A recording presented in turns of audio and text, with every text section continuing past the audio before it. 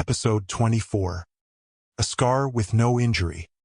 The first report was dismissed. A person arrived at a clinic with a mark on their forearm. It was narrow and pale, slightly raised, running diagonally just below the elbow. It resembled an old scar. The skin around it showed no discoloration, no swelling, no sign of trauma. The person did not remember being injured. They were certain of this. They had not cut themselves. They had not fallen. They had not undergone any procedure. There was no pain associated with the mark, no tenderness, no sensitivity. The clinician noted the absence of inflammation and moved on. The mark remained. Days later, another person noticed a similar line. This one appeared along the ribcage, faint but distinct.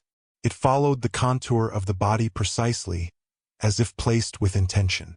The person discovered it while changing clothes. They assumed it had always been there. Later that evening, they realized it had not. They could recall their skin clearly.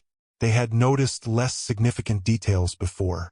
They were attentive to changes. This mark was new. There was no pain, no memory, no event. The person did not seek attention. They documented it privately. Within a week, more reports surfaced. Not through official channels. Through observation. People compared marks casually. Not deliberately. A line noticed in a mirror. A raised seam across the shoulder. A pale arc near the ankle. Always similar. Always healed. Always without origin. The marks did not appear suddenly. They were noticed suddenly. This distinction mattered. The marks did not bleed. They did not scab. They did not itch. They did not evolve. They behaved like old injuries. They aged backward. Those who noticed the marks first were already marked on the list. Circled names. Later, a crossed-out name reported a mark. Then an unmarked name. The distribution widened. The marks did not follow the list cleanly. They overlapped it. A person with a circled name woke with a thin line across the palm. It did not restrict movement. It did not alter sensation. They noticed it only when gripping an object and feeling the texture break unexpectedly. The line felt smooth, unbroken. They tested it repeatedly. No pain followed. They stopped testing. Another person noticed a scar along the jawline. It altered their appearance slightly. Friends commented casually. They laughed it off. They assumed they had forgotten an injury from childhood. They checked old photographs. The scar was not present. They did not show the photographs to anyone. The realization did not produce fear. It produced dissonance. The body was presenting a record that memory could not supply. Medical examinations found nothing unusual. The tissue beneath the marks showed no damage. No fibrosis. No irregularity. Imaging returned clean. The scars were superficial and impossible. They did not correspond to trauma. They did not correspond to surgery. They did not correspond to disease. They corresponded only to shape. The shape was consistent, curved, deliberate, as if drawn along lines of tension. Those who attempted to map the marks noticed alignment.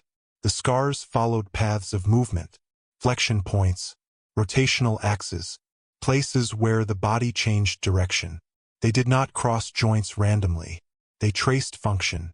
One person attempted to recall an injury matching the mark. They focused. They strained. The effort produced fatigue. No memory surfaced. The fatigue resolved. The mark remained. The list did not change. Names remained in the same order. Circles held. Underlines remained faint.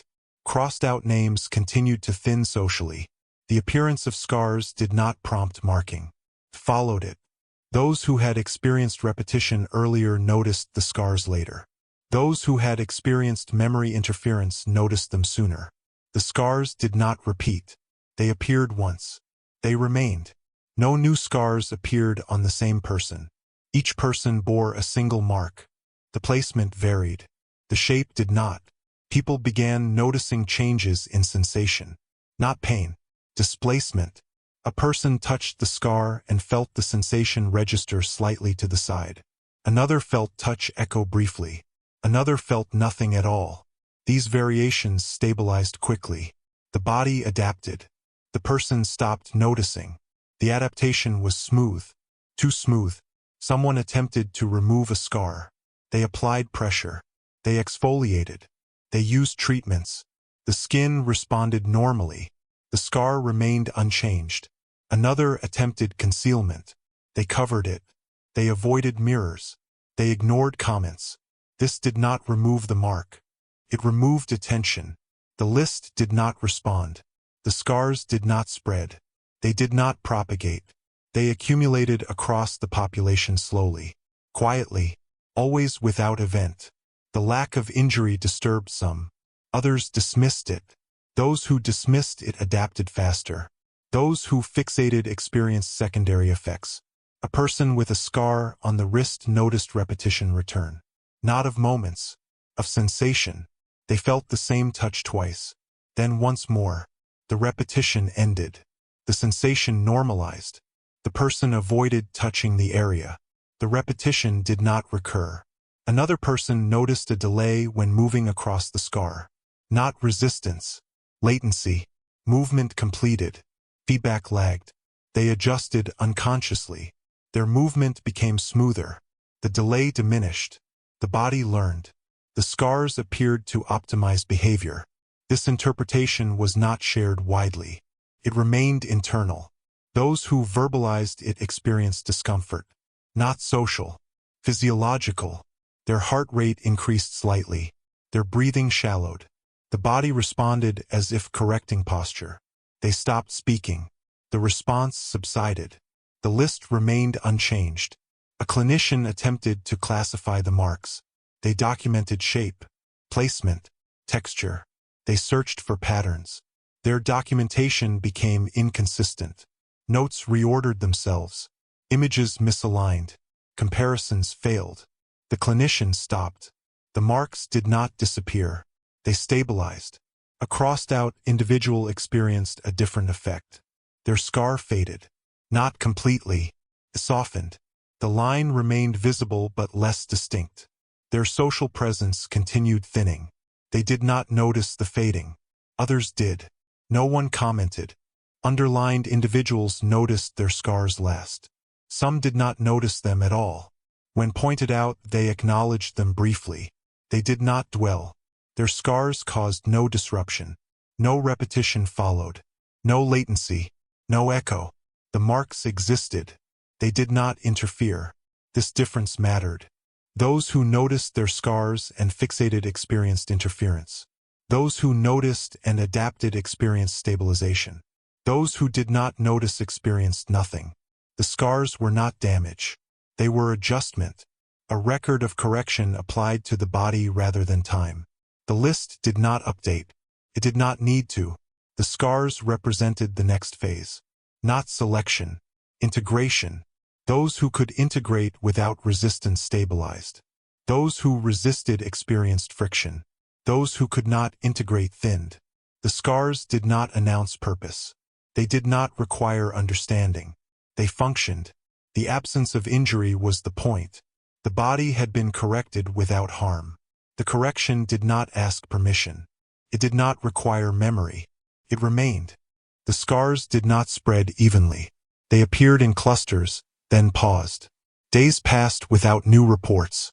Then several surfaced within a short span, each discovered independently, each following the same quiet pattern.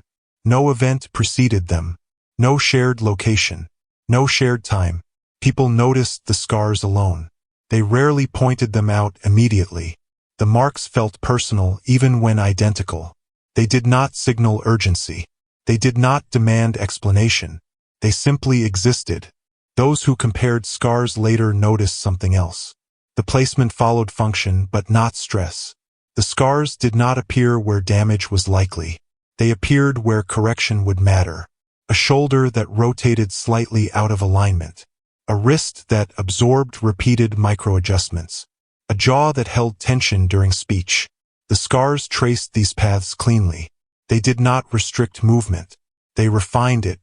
A person with a scar along the spine noticed posture change without effort. Their balance improved. Movements required less correction.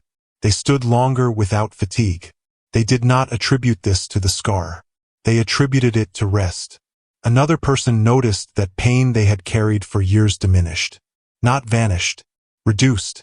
The change was gradual. They did not connect it to the mark until much later. Those who did connect it felt unease. Not because the effect was negative. Because it had occurred without consent. The body had been altered without memory. The list did not change. Those who watched it expected some response. None came. The scars were not being tracked individually. They were being applied. One person attempted to document progression. They photographed their scar daily. They measured its length. They noted sensation changes. The measurements remained consistent. The sensation did not. It became quieter, less noticeable. The scar faded from awareness. Not visually, cognitively. The person stopped documenting. The urge dissolved. Another person attempted to provoke change. They stressed the area deliberately. They applied force. They repeated movements. The scar did not worsen. It did not respond. The surrounding tissue adapted. The movement became more efficient. The stress reduced. The person stopped testing. Those who resisted the presence of the scar experienced tension. Not pain. Tension. Their movements felt constrained. Not limited but guided. Attempts to override this guidance produced fatigue. They rested. The fatigue passed. The guidance remained. Those who accepted the scar experienced normalization. The mark became background. Function improved. No further intervention occurred. This difference repeated across cases. Resistance did not remove the scar. Acceptance did not remove it either. But acceptance ended friction. A clinician noticed something else during examination. The scars did not correspond to nerve pathways. They corresponded to feedback loops.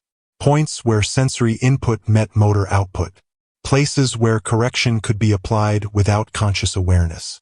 The clinician did not publish this observation. They did not share it widely. The realization produced a subtle pressure behind the eyes. They paused. The pressure eased. They returned to routine work. The scars did not progress further. No second scars appeared on the same body. Each person received one. Only one. This limit held. Even as days passed and more people noticed marks, no one reported a second. The system was precise. A crossed-out individual experienced change later. Their scar faded further. Not removed. De-emphasized. The person's physical presence felt less distinct to others. They were overlooked. Not avoided. They moved through spaces without friction because attention no longer met them. Their scar faded because correction was no longer required. They were no longer being integrated. Underlined individuals experienced minimal effect. Their scars did not alter sensation or movement noticeably. When asked, they described them as insignificant. They forgot about them quickly. Their bodies were already aligned. No adjustment was necessary. Circled individuals experienced the most interference. Their scars remained noticeable longer. They experienced brief repetitions of sensation, slight delays in movement, momentary disorientation. Each resolved. Each left behind improved efficiency. The process was iterative, not punitive, gradual. The scars did not correspond to moral behavior. They did not reward or punish. They corrected mismatch. People began noticing that after the scars appeared, repetition decreased. Not vanished. Reduced. Memory interference softened. The environment responded less aggressively.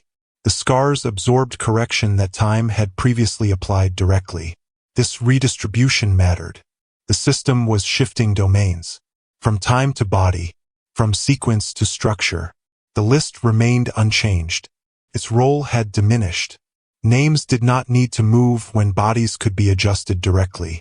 The list had identified incompatibility. The scars addressed it. One person attempted to remove the scar surgically. The procedure proceeded normally. The incision healed. The original scar reappeared. Not at once. Gradually.